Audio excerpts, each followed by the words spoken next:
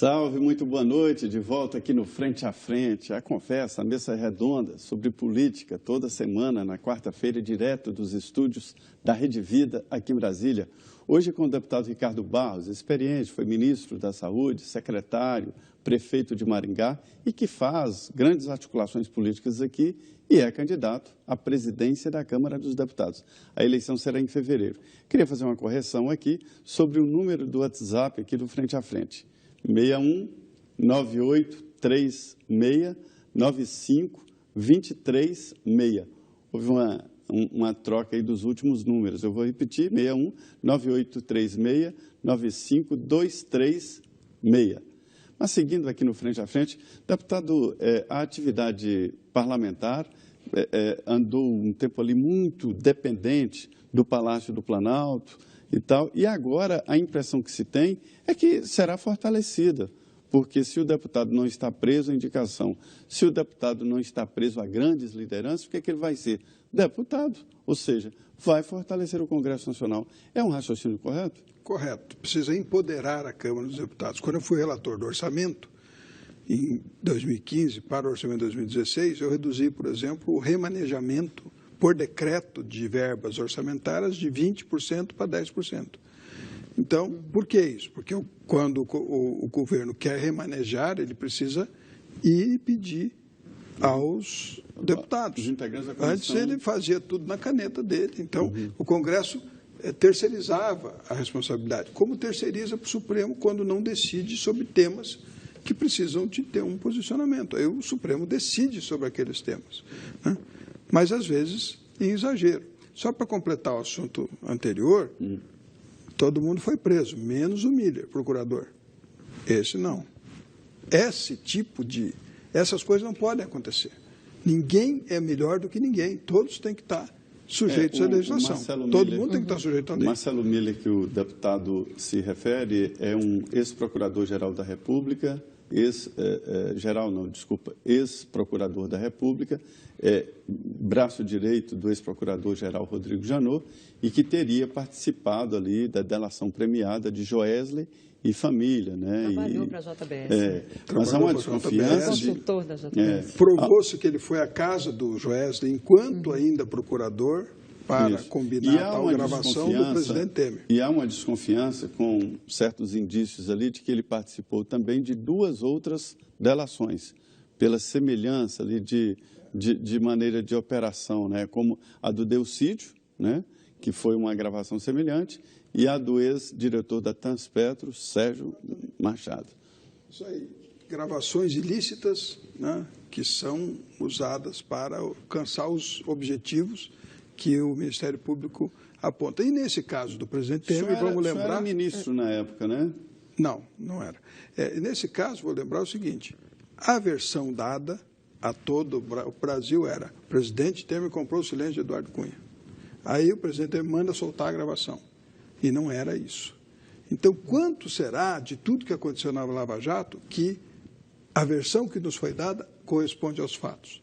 Porque a pessoa que é atacada no Jornal Nacional com vazamento da informação, ele não consegue nem acessar o processo. O advogado dele fica uma semana e não vê o processo. Então, bate, consolida aquela versão e aí depois chega na justiça, tudo se desfaz. Tudo se desfaz porque não é aquilo. O caso de Sérgio Machado foi assim, né? Vários dos parlamentares processados dentro daquela história já conseguiram, pelo menos na justiça, arquivar o processo, né? A primeira lista do Janot, 22 parlamentares do meu partido, progressista, né? Fez o Youssef, né? Foi feita chamada nominal dos deputados, que é proibido também. A lei não permite que o juiz que está inquirindo saia... Olha, quem é que o senhor tinha envolvido nessa questão? Ele tem que falar os nomes. O juiz não começou a ler. O promotor começou a ler. Não, fulano, ciclano, Beltrano, ele fez uma chamada nominal da bancada do meu partido, 22. O Youssef disse que teriam algum envolvimento, e depois de 4 anos, 3 foram denunciados até agora. Então, e demora muito, né? Demora muito por também, isso que né, a lei do deputado, abuso de autoridade precisa ser votada. Agora, o senhor acha que o Congresso enfrenta essa pauta precisa ser do votada. abuso de autoridade? Não, eu acho que tem que pôr em votação. eu, presidente da Câmara, ponho no plenário para votar. Não tem esse negócio de gaveta. Por quê? Se o plenário não quer votar o abuso de autoridade, tá bom, então tomou a decisão que não vai votar. Mas Sérgio o que não Moro, pode ficar... o ministro da Justiça, não está muito interessado nesse projeto, eu não. Tenho, o Sérgio Moro assim é da como minha cidade lá, é da minha cidade lá de Maringá. Sim, aí. Tenho o maior interesse de ajudar o presidente Bolsonaro e o ministro Sérgio Moro a votar uma pauta que ajude a combater a corrupção, que acelere os processos para que eles possam ser concluídos mais rapidamente. Mas não vamos votar uma pauta que transforme o Judiciário e o Ministério Público em poderes acima dos demais. Isso não pode passar no Congresso Nacional. E quando foram propostas as 10 medidas, tinham coisas ali que realmente eram impensáveis. Hoje, por exemplo? Hoje, prova ilícita se transforma em prova ilícita. Então, as tais gravações do Janot aí, foi uma prova ilícita, mas aí como o resultado da prova ilícita tem um indício favorável, então vamos tornar a prova ilícita lícita. Não é possível. Também o teste de honestidade, né? Mas não é possível, dessa forma, se propor. Agora mesmo, hoje mesmo, o Sérgio Moro estava propondo poder encampar bens, né, de condenados, né, mesmo que não sejam comprovadamente bens ilícitos. Não sei de onde achou isso. Né? Então, eu acho assim, nós queremos ajudar o juiz Sérgio Moro, nosso ministro da Justiça, por quê? Porque ele prestou um bom serviço ao país, não há dúvidas. Né? Há dúvidas sobre a legalidade da forma como as coisas foram viabilizadas, mas o resultado está aí e foi bom para o Brasil. Agora, nessa pauta de transformar o Ministério Público e o Judiciário em poder acima dos demais, nós não podemos concordar. Deputado, eu ouvi, inclusive, do senhor um alerta muito interessante, porque o combate à corrupção é uma pauta da sociedade, do Congresso Nacional. O governo não pode colocar isso como pauta, porque o denunciado, o possível denunciado, seria exatamente ele, né? Ninguém se denuncia com tanta facilidade. Eu achei muito interessante. Agora, essa fala do senhor aí, essa proposta do ministro Sérgio Moro é no sentido de atingir o crime organizado no que há de mais moderno, que é na área financeira, né? Então, o crime organizado aí pressupõe que todo o dinheiro que aquela pessoa, através do crime organizado, conseguiu, seria produto de roubo, não precisa ser especificamente. Basta que ele prove isso. E vai ter os bens arrecadados pela Justiça. Agora, não pode supor isso e arrecadar os bens. Mas seria uma legislação nova, uma nova interpretação. Sim, é uma maneira muito moderna de combater o crime organizado. Pode ser, mas pode ser uma maneira muito cruel de atingir pessoas injustamente. Então, as coisas precisam ser moderadas, né? Nós temos que entender que o COAF está aí fazendo o seu trabalho. Qualquer auditor da Receita hoje pode quebrar o seu sigilo, não precisa nem pedir mais para o juiz. O senhor falou que o caso As coisas estão avançando, mas as prerrogativas, o dono do Banco Pactual, o André Esteves, foi preso, quase quebrou o banco dele, depois de um ano e meio... Saiu do carro? Depois de um ano e meio, o Ministério Público põe lá, arquive-se. Não foi nada não, viu? Desculpa, não foi nada não, arquive-se. Mas e daí? Então, ninguém vai responder por nada do que aconteceu.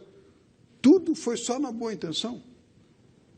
É preciso entender que há que se responsabilizar. Mas há casos e casos também, né, deputado? Tem muita gente, o caso de Eduardo Cunha, por exemplo, ficou provado, ele está aí preso. Tudo né? bem, mas tem uma série, e está na cadeia dizendo que, não, olha, tem a senha, tem o nome, a senha era o nome da minha mãe, mas essa conta não é minha, era de uma offshore. Quer dizer, sempre tem, as pessoas tentam ali fugir da justiça. Corretamente, mas a justiça precisa provar as culpas.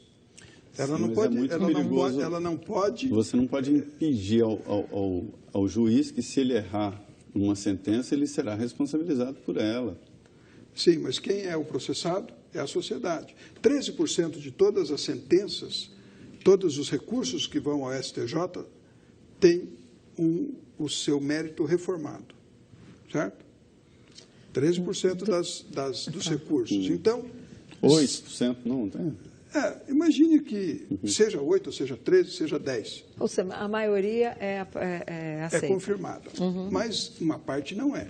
Então, se alguém está condenado começa a cumprir pena e depois a sentença dele é revertida, ficou 1 ano, 2 anos na cadeia, quem paga esse prejuízo? O Estado, o erário. Né? Porque a pessoa não pode processar nem o juiz nem o promotor, pode processar o governo, que é quem é representado pelo juiz e pelo promotor nas ações. Então, tá bem. Então, por isso que eu falo, vamos fazer a PEC autorizando prisão em segunda instância e vamos modular tudo isso, porque tem consequência essa decisão. Não é uma coisa assim que, não, tá, faz assim e está tudo certo. Tem consequências. As pessoas oneradas por esta antecipação de cumprimento de pena, que depois pode ser revertida, porque não acabaram os recursos, elas terão um direito de indenização. E quem vai pagar? O Estado, o nós, quanto contribuinte. Né? Então, o agente público que comete o erro, né, não pode ser onerado. Né? Tem que ser protegido. Então, aqui, o erário tem que assumir mais responsabilidades para que essa maneira de combater o crime ou a corrupção possa avançar. Tem pergunta aqui do Geraldo Bandeira, ele é de Fortaleza, do Ceará, diz boa noite. São 2 perguntas. A primeira é se os candidatos à presidência da Câmara, qual simpatiza mais com o programa do governo Bolsonaro, qual que o senhor acha que liga mais a Bolsonaro? A outra pergunta é se houve interferência anteriores, nas eleições anteriores, das centrais sindicais nas eleições da Câmara e do Senado. Tem outra pergunta aqui sobre uma lei que teria cancelado o pagamento de trabalho durante o feriado. Nem vou perguntar porque eu sei que essa lei não foi aprovada, não houve mudança e quem trabalha no feriado deve receber. Mas houve interferência das centrais sindicais nas eleições? Não, nas eleições de presidente da Câmara, eu não percebi um movimento que pudesse alterar um resultado de eleição. Mas de governo já houve, né? O governo, sim. O governo, naturalmente, influi na eleição da presidência da Câmara e o Senado. E o candidato do governo lá na Câmara? Hoje é o Rodrigo Maia. Né? Agora, Em tese, é o Rodrigo Maia, porque o partido do governo apoiou. E, por isso, os partidos de esquerda que o estavam apoiando deixaram de apoiar.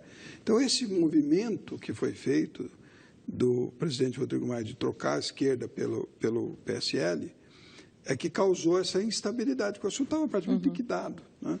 Ia ser Rodrigo Maia, com apoio de todos os partidos, isolados ali, exatamente. O PSL numa ponta, o PT na outra. Agora, a gente percebe, por exemplo, em 2014, a presidente Dilma Rousseff entrou errado na disputa para presidente da Câmara. Ela apoiou o candidato do PT, que perdeu Eduardo Cunha, foi eleito e deu no que deu. Ela acabou sofrendo um processo de impeachment. O senhor vê o governo de Jair Bolsonaro entrando errado na Câmara ou mesmo no Senado? Hoje saiu a notícia de que o Onyx Lorenzoni, por exemplo, ministro da Casa Civil, torce por Davi Alcolumbre, que é do partido dele, inclusive a esposa dele trabalha no gabinete de Davi Alcolumbre. Quer dizer, se vai que Davi Alcolumbre perde, o governo não pode comprometer aí o seu calendário, o seu relacionamento com o Senado por causa de uma jogada errada do ministro da Casa Civil? Bom, eu não diria que o Onyx Lorenzoni está atuando sozinho nessa questão, mas no Senado, de fato, o governo tem se disposto a interferir. Na Câmara, ele se diz neutro, né, e deixa o partido se movimentar, sinalizando que o candidato comprometido com a pauta governista seria o Rodrigo Maia. Todos os candidatos têm responsabilidade com a sociedade brasileira e com o governo, porque o governo foi eleito legitimamente. Eu não vejo essa questão. Eu acredito que, quando o Severino Cavalcante foi eleito, de novo foi uma tentativa do partido do governo de ter também a presidência da Câmara. Né? O PT queria ter o presidente da República e o presidente da Câmara. Isso não é uma solução adequada, mas o PSL parece que já se entendeu sobre isso, não disputa a presidência da Câmara e talvez também não dispute a presidência do Senado, que é uma decisão adequada do ponto de vista político. Agora, os seus aliados estão disputando. Mas o que pretende o presidente Bolsonaro? Com 3 ministros do DEM, mais o presidente da Câmara e mais o presidente do Senado. Pretende que o DEM seja um partido hegemônico sobre todos os demais? haveria... Tem um número pequeno de parlamentares, né? Haveria, então, dos demais partidos, na hora de votar, uma deliberada decisão de empoderar o DEM de tal forma que se sobreponha sobre todos os seus próprios partidos? Essa é uma questão que tem que ser avaliada e que estará aí, né, no zum dos corredores, né? Por enquanto, faço um trabalho corpo a corpo com cada parlamentar e não sou favorito nessa disputa, mas às vezes numa corrida se acidentam os líderes e ganha o que está correndo na pista. Por isso eu sou candidato e vou disputar a eleição. Bom, mas nós vamos agora para o nosso último intervalo e você pode participar do nosso programa. Ainda temos aí mais um bloco pela frente. Hoje vamos tratar de outros temas importantes, como, por exemplo, o projeto que trata do porte de armas, que está em discussão no Congresso Nacional. Não sai daí, voltamos em 2 minutinhos.